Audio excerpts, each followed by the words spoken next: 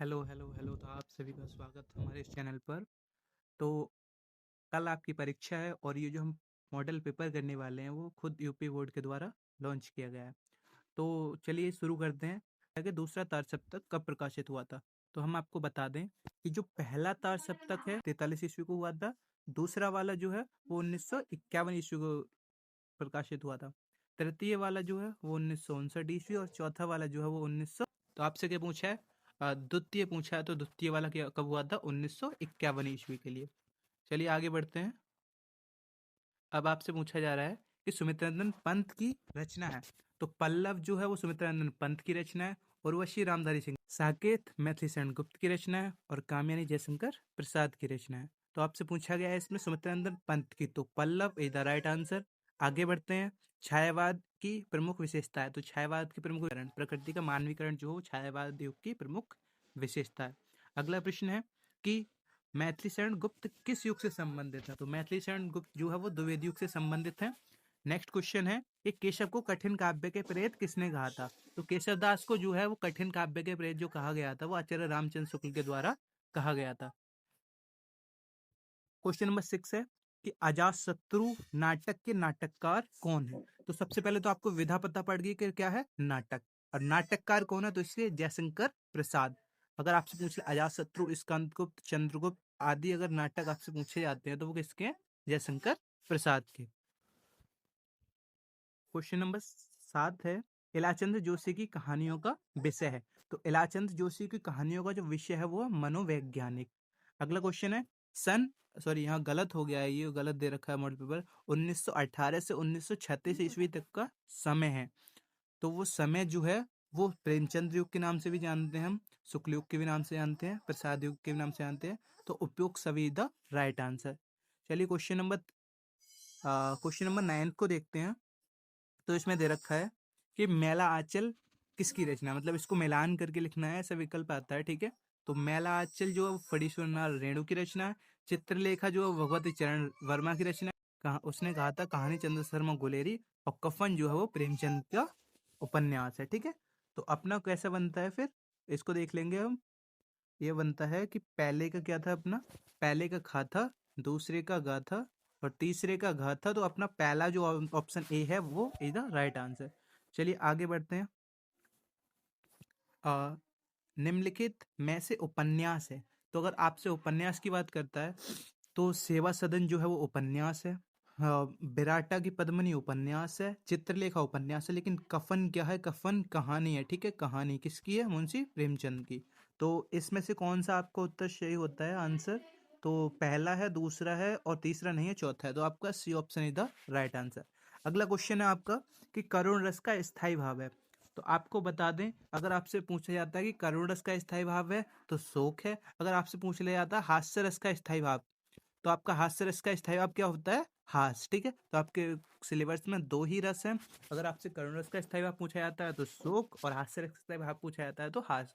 ऐसा प्रश्न आता है, या फिर आपको एक लाइन दे रखी होंगी, उसमें आपको बताना होगा कि कौन सा रस है, ठीक है। तो इसको तैयार कर लेना है अपना। आगे बढ़ते हैं। ये आपका आया है कि सोहत ओढ़े पीठ पठ श्याम सलोने गात, मनो नीलमणि शैल पर आतप पर्यो प्रकाश। तो देखिए आपसे पूछा है इसमें कि पंक्तियों में अलंकार बताइए। तो आप अलंकार जब देखोगे तो देखिए, यदि आपका मनो, मनु आदि शब्द आते हैं, जनु जानू ऐसे शब्द आते हैं, तो आपका उत्प्रेक्ष अलंकार होगा, आपको ऐसे लगा देना है, ठीक है। जबकि अगर आपका आ जाता है यहाँ पे सी सा सरिस सम आदि शब्द आते तो उपमा, और इसमें क्या आया है? मनु, ठीक है। तो इसमें कौन सा अलंकार होगा? उत्प्रेक्षा। और अगर आपका क्वेश्चन नहीं आता है, अगर कोई सीसा सरिस समाधि शब्द नहीं आ रहे हैं और मनु मनु आदि शब्द नहीं आ रहे हैं, तो आपका जो रूपक अलंकार होगा। बाकी का आपका कोई सा भी अलंकार नहीं होगा, क्योंकि आपके सिलेबस में तीन अलंकार दे रखे हैं, रूपक, उपमा और उत्प्रेक्षा। चलिए आगे बढ़ते हैं। आपसे पूछा है कि यह एक सममात्रिक छंद है। तो ठीक है, आगे इसमें बोला है कि इसमें 4 चरण होते हैं। प्रत्येक चरण 13 मात्रा में विराम होता है और 24 मात्राएं होती हैं। यह एक छंद का लक्षण है। तो देखिए आपके जो सिलेबस में है वो दो छंद हैं, एक रोला छंद है। रोला जो है वो सम्मात्रिक छंद है, जबकि सोरठा जो है वो अर्ध सम्मात्रिक छंद है। ठीक है, तो आपको विशेष ध्यान रखना, अगर सम्मात्रिक छंद की बात की जा रही है और प्रत्येक चरण में 24-24 मात्राएं, तो आपका रोला छंद होगा। जबकि अगर 11 प्रथम चरण में और प्रथम व तृतीय चरण में 11-11 मात्रा तथा द्वितीय और चौथी चरण में 13-13 मात्रा होती है, तो आपका ये जो है प्रत्येक चरण में 24-24 मात्राएं, तो ये आपका होगा रोला। चलिए आगे बढ़ते हैं। आपसे पूछा है कि प्रहार शब्द में उपसर्ग क्या है। तो देखिए उपसर्ग वे शब्द होते हैं जो किसी शब्द के प्रारंभ में जुड़कर उसका अर्थ परिवर्तित कर देते हैं। तो यहाँ आपने देखेंगे तो प्रा यहाँ जुड़ रहा है, प्रा प्लस हार। अगर आपने देखेंगे तो इसमें उपसर्ग कौन सा आया, प्रा। ठीक है, तो option number A is the right answer. चलिए आगे बढ़ते हैं।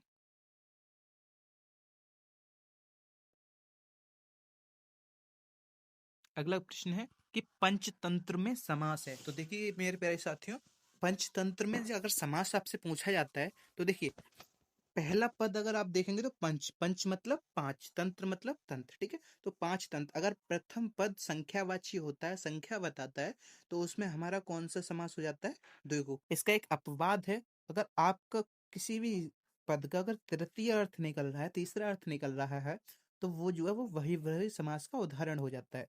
चलिए आगे बढ़ते हैं। अगला प्रश्न है, अर्थ के आधार पर वाक्य के कितने भेद होते हैं। अगर आपसे अर्थ के आधार पर वाक्य के भेद पूछ रहा है तो आपके 8 भेद होते हैं। वाक्य के अंग 2 होते हैं, तथा वाक्य के रचना के आधार पर अगर आपसे पूछे जाते हैं तो 3 भेद होते हैं। ठीक है, अगले आगे बढ़ते हैं। आंसू का तत्सम रूप है। तो आंसू का जो तत्सम रूप है वो अक्षु हो जाता है, जबकि आंख का अक्षी हो जाता है। अगला है, कर्म वाच्य में प्रधानता होती है।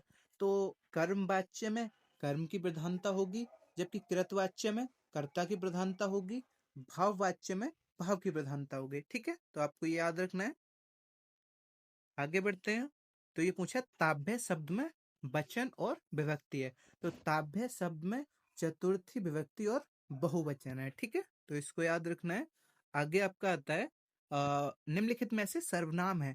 तो इसमें अगर आप सर्वनाम देखते हो तो मनुष्य क्या है आपका, कर्ता है, जबकि बचपनविद क्या है, कर्ता है, लेकिन कोई शब्द जो है वो क्या है आपका, सर्वनाम। ठीक है, तो आपको याद रखना है। आपके विकल्प यहाँ कंप्लीट होते हैं।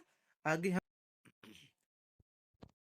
तो आपको गद्यांश और पद्यांश दिए होंगे दो, जिनमें से आपको जो एक आता हो वो आपको करना है। ठीक है, तो पहला आता है कि भिन्न भिन्न धर्मों को मानने वाले भी जो सारी दुनिया के सभी देशों से बसे हुए हैं, यहाँ भी थोड़ी थोड़ी संख्या में पाए जाते हैं। और जिस तरह यहाँ बोलियों की गिनती है आसान नहीं होती, उसी तरह भिन्न भिन्न धर्मों और संप्रदायों, मतलब यहाँ देखिए धर्मों और संप्रदायों की बात हो रही है, भारतीय संस्कृति की बात हो रही है। तो ये आपका कौन से पार्ट से, भारतीय संस्कृति, डॉक्टर राजेंद्र प्रसाद। ठीक है, तो यहाँ पर आपको देवी रखा, देखिए भारतीय संस्कृति के अनेक देशों को समूह किया कहा जाता है। तो ये कौन से चैप्टर से, आपके भारतीय संस्कृति, और इसके लेखक कौन है, डॉक्टर राजेंद्र प्रसाद। तो सबसे पहला प्रश्न आपका 2 नंबर का आता है कि प्रस्तुत गद्यांश का संदर्भ लिखिए। तो आपको लिख देना है कि यह गद्यांश हमारी पाठ्य पुस्तक के हिंदी खंड में संकलित भारतीय संस्कृति नामक पाठ से लिया गया है, जिसके लेखक डॉक्टर राजेंद्र प्रसाद हैं। ठीक है, तो आप आगे बढ़ते हैं। दूसरा वाला जो आया है वो आया है, हिंदी में प्रगतिशील साहित्य का निर्माण हो रहा है। उसके निर्माता यह समझ रहे हैं कि उनके साहित्य में भविष्य का गौरव निहित है, पर कुछ समय बाद ही उनका यह इतिहास अतीत का स्मारक हो जाएगा। और आज जो तरुण है वृद्ध होकर चला स्वप्न देखेंगे। तो ये आपका देखिए, आपको याद रखना है यहाँ से, दूर के ढोल सुहावने होते हैं। तो ये जो है वो क्या लिखूं, पद्मलाल पुनलाल बख्शी के पाठ से लिया गया है। तो आपको पहले ये लिख देना है संदर्भ इसका, तो 2 नंबर यहाँ से मिल जाएंगे। अगला है रेखांकित अंश की व्याख्या कीजिए। तो जितने भी आपको ये लाइन दिखाई दे रही है उसकी आपको व्याख्या करनी है अपने शब्दों में। ठीक है, अगला है, मोर पंख सिर ऊपर रखियो, गुंज की माला गले पहरियो, ओढ़ पीताम्बर ले लकुटी, बन गोवर्धन संग फिरंगे। ठीक है, तो ये जो है वो आपका रसखान का जो है, रसखान का जो चैप्टर है आपका, सवैये कवित रसखान जो आपका चैप्टर है उससे लिया गया है, ठीक है। तो संदर्भ आप लिख देंगे, ठीक है। तो ये आप कर लेंगे, इनमें से मतलब दो आते हैं, जो आपको आता है वो आपको करना है। आगे बढ़ते हैं। ये है, ओधो मोहे ब्रज बिसरत नाही, वृंदावन गोकुल वन उपवन, सकल कुंज की छाई। प्रात समय जसमति अरु नंद देख सुख पावत, माखन रोटी दही सयायो अति हित साथ खवावत। गोपी ग्वाल बाल संग खेलत, सब दिन हसत रिसात, सूरदास धनी धनी ब्रजवासी, जिनसो हित जदु तात।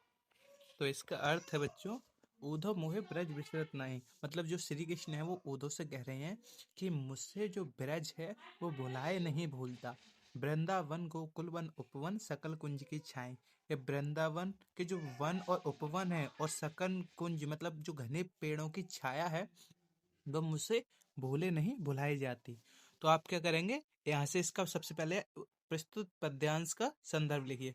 तो आपको क्या लिखना है, देखिए सूरदास यहाँ पे दे रखा है, आपको ऑलरेडी दे रखा है सूरदास, और उनके पाठ का नाम क्या है, पद। तो प्रस्तुत पद्यांश हमारी पाठ्य पुस्तक के पद नामक शीर्षक से लिया गया है, जिसके लेखक सूरदास जी हैं, ठीक है। तो आगे बढ़ते हैं। आगे आपको प्रश्न नंबर 3 दिया जाएगा, जिसमें आपको दो संस्कृत गद्यांश दिए जाएंगे, जिनमें से किसी एक का आपको संदर्भ सहित हिंदी में अनुवाद करना है। तो आप क्या करेंगे, पहले आपको पढ़ के पहचानना होगा कि ये कौन से पार्ट से लिया गया, तो उसके आपको 2 नंबर मिलेंगे। और जबकि इसका अगर हिंदी में आप अनुवाद करते हो तो आपको 3 नंबर मिलेंगे। तो देखिए यहाँ पहला ये दे रखा है, पहला आपको दे रखा है, पहला ये यम नगरी, मतलब यम नगरी की बात आ गई तो ये वाराणसी नामक पार्ट से है, ठीक है। तो आप इसको कर सकते हो, नीचे वाले को कर सकते हो कि अस्माकम संस्कृति। देखिए संस्कृति की बात आ गई तो ये भारतीय संस्कृति से लिया गया है, ठीक है। तो 2 नंबर अगर आप पहचान लेते हो तो उसके आपको मिल जाएंगे, ठीक है।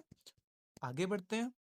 आपको 2 श्लोक दे रखे होंगे, श्लोक को पद्यांश भी बोल देते हैं, आपको पद्यांश दे रखे होंगे, जिनमें से आपको किसी एक को पहचान करके कौन से पार्ट का है, ठीक है, और उसका हिंदी में अनुवाद करना है। तो पहला है माता गुरुत्रे गुरुत्रा भूमि, ठीक है। तो इसका मतलब है कि ये कौन से पाठ से लिया गया, आपका यक्ष युधिष्ठिर संवाद, ठीक है। तो आपको पहचान लिया तो आपके 2 नंबर वहां से पक्के हो जाएंगे, और इसका हिंदी में अनुवाद लिख देना, ठीक है। इसका अर्थ है कि भूमि से भारी माता है और आकाश से भी ऊंचा पिता है, मन वायु से भी तेज चलने वाला है, और चिंता जो है वो तिनके से भी दुर्बल बना देती है। अथवा में आपको जो दे रखा है, अब दो दूरगामी चा साक्षरो नाचा पंडिता आम्बुक स्फुटवक्ता चायो जानाति सा पंडिता।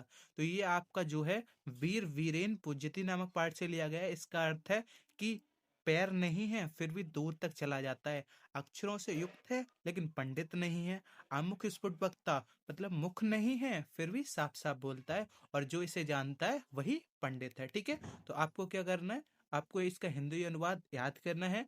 जबकि आपको पता है आपको 2 श्लोक याद करने पड़ेंगे, क्योंकि इसमें आपका श्लोक आता है 2 नंबर में, और आप जो श्लोक लिखोगे वो इसमें से कॉपी नहीं होना चाहिए, मतलब इसके अलावा आपको कहीं से भी याद करना है, मतलब आपको 2 श्लोक याद करने हैं।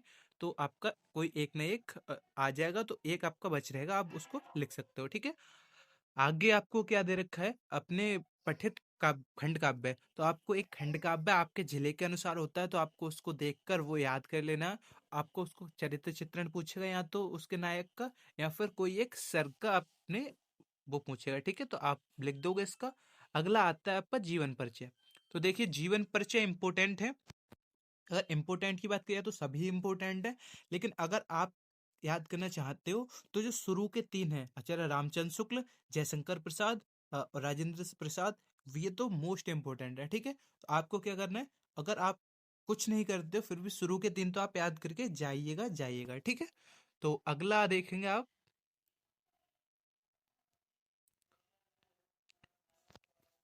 अगला पद में से आपका जीवन परिचय आया है, सूरदास, महर्षि गुप्त और बिहारी लाल, ठीक है। तो आपको क्या करना है, सूरदास, कविदास, सूर कवि तुलसी बिहारी, ठीक है। तो तुलसीदास और बिहारी लाल, इन चारों को तो आपको याद करके ही जाने हैं। जबकि महादेवी वर्मा आप याद करके जाइएगा, बहुत इंपॉर्टेंट है, आता है पिछली वर्ष आया है, ठीक है। आगे बढ़ते हैं। देखिए आपका श्लोक आ चुका है जो कि इस प्रश्न पत्र में ना आया हो। देखिए साफ साफ मेंशन है, मतलब आप कॉपी नहीं कर सकते, पीछे से आपके नंबर कट जाएंगे। तो आपको एक कोई प्रश्न, आपको एक श्लोक याद करके ले जाना है अपनी बुक से, ठीक है। फिर अगला है आपको दो प्रश्न के संस्कृत प्रश्नों के उत्तर देने होंगे संस्कृत में, ठीक है। तो ये पूछ रहा है पहले का, भारतीय संस्कृति मूलम किम आसीत्, ठीक है। तो ये आपको प्रश्न आपको याद करके जाने हैं, ठीक है। तो आप देख लेंगे आप अपनी बुक में से। आगे बढ़ते हैं। अ, आपको एक निबंध प्रिपेयर करके जाना है। तो देखिए जनसंख्या इंपॉर्टेंट टॉपिक है, विज्ञान आता है हर वर्ष। तो आपको क्या करना है, आपको अपने एक एक नहीं, आप 3 से 4 निबंध आपको याद करके जाना है, आपको समझ के जाना है, ठीक है। तो आप वहां से लिखोगे। अगला आपका प्रश्न नंबर 10 है कि उत्तर मध्य रेलवे को एक ऐसा शिकायती पत्र लिखिए, मतलब आपका पत्र लेखन आता है, ठीक है। 4 नंबर का आपका पत्र लेखन आता है और 7 नंबर का आपका निबंध आता है। तो आप इन्हें जरूर से जरूर तैयार करके ले जाइएगा। धन्यवाद। आपका पेपर बहुत अच्छा हो। Thank you.